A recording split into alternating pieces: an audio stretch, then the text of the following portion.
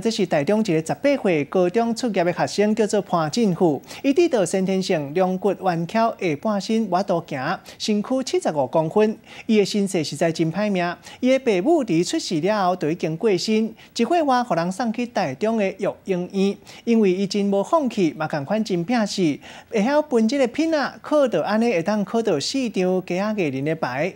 今年搁再摕到总统教育奖的肯定。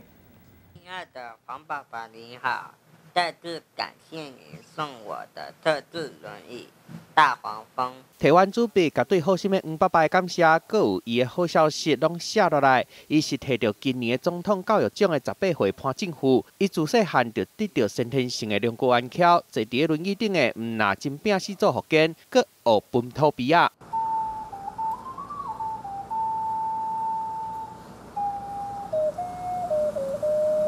一首高山青，阿虎拢毋免看甲谱，就甲分出来。阿虎毋那学乐器，参加合唱团比赛，摕到第1名。伊阁真正自考到4张大本艺人的证照。当街头艺人，我可以把我的音乐带给大家的希望。阿虎因为两骨弯翘，下半身萎缩，身高敢若75公分尔。一岁外的时阵，爸母拢过身去。由于花莲来到台中育婴院，阿虎拢无怨叹家己歹命，大家拢笑眯眯，主动学习。我印象中阿富就是蛮认真的，很少有偷懒的状况。过程当中有停下来一阵子，是他有几次进出大医院。他一直以来都是我的好伙伴。